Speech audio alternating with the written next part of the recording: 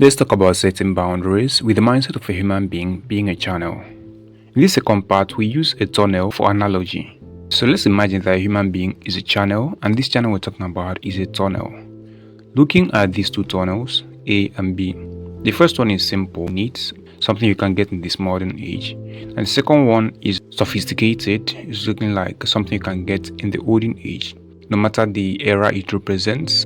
They have two things in common. They both signify journey and destination. So for a human being to be a channel means that this human being can grant access to a journey or access to a destination.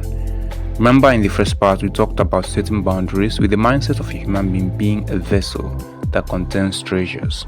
Now, as opposed to being a channel, cause one thing to mind, it contains something. A vessel contains. Crossing an individual's boundary with the mindset of this person being a vessel means that we are getting access into the treasure that this person contains. We've talked about that in the first part. In this second part, we are looking at crossing an individual's boundary with the mindset of the individual being a channel. Meanwhile, we say that the balanced perspective for looking at a human being is that the human is a channel and a vessel. Using the mindset of an individual being a channel, does everyone channel the same way, and does everybody have the same configuration as a channel?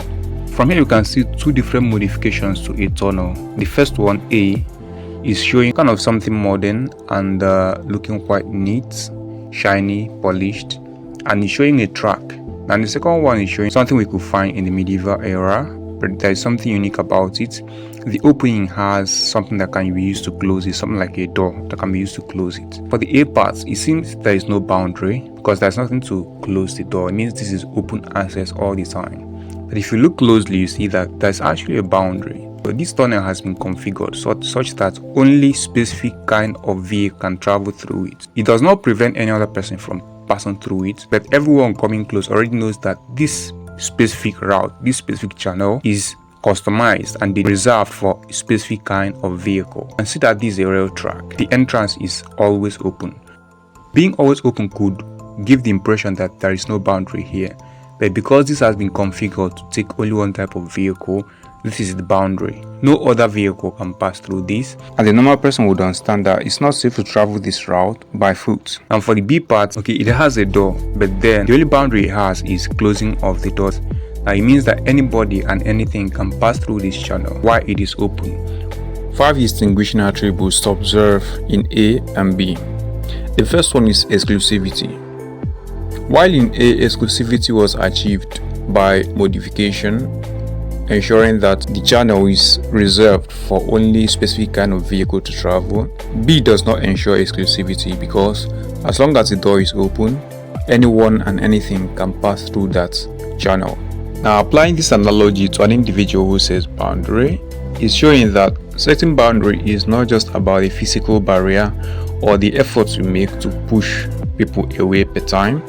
Setting boundaries is how someone has configured and modified him or herself and his or her environment such that specific kind of people can gravitate to this person while specific kind of people are repelled.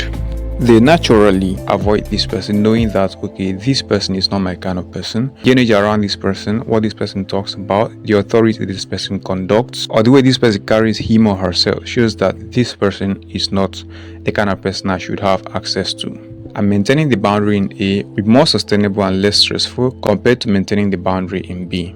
The second attribute we're looking at is availability. It would seem as though A is always available while B is not.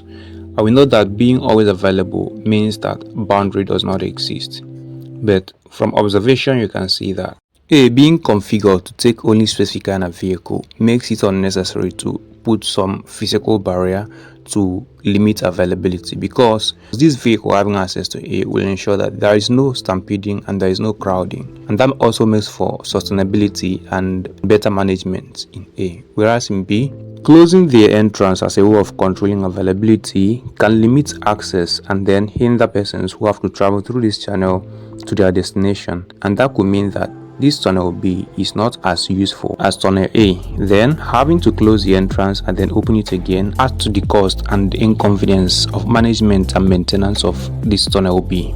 Applying the analogy of this second attribute, availability, to an individual who sets boundary, it simply means that configuring a boundary such that it automatically selects the quality of persons who have access to you as a channel makes it easier for you to maintain such boundaries. I don't have to do extra work of actively trying to modify, to open and close your boundaries depending on the quality of persons that are coming in or passing through. This also means that at every time, the right category of individuals are having access to your resources and you are being useful to them. This is one way to boost your goodwill and reputation without even trying, and then expand your opportunities. B seems to have more of the third attribute, which is inclusivity, because since it's not customized for any kind of vehicle or for any quality of persons, any quality of persons can have access to B, and then the risk is that this increases the stress on the person managing this channel. Customizations here serve various purposes like we've discussed so far, whereas integration, as we see in A, means that while A is a channel to a destination, it can also be a channel to other channels. That means the channel A is well integrated with other channels. Applying this attribute of integration to an individual who sets boundaries, this means being connected or interconnected with other persons within the environment, especially in such a way that aids the process of humans being vessels and channels. Sometimes persons will come to you who you are not able to channel to their destinations, but your interconnection with other persons becomes useful in helping to redirect this person to the right channel. Also, when persons meet individuals whom they are not configured to channel to their destinations but you are, your interconnection with them makes it possible and easier for them to redirect such person to you. The whole point in setting boundaries is to enhance our well-being, maximize our potentials and resources, and then create more useful opportunities for ourselves. Setting boundaries does not always have to do with having some physical barriers around us, and we don't always have to stress ourselves to maintain our boundaries.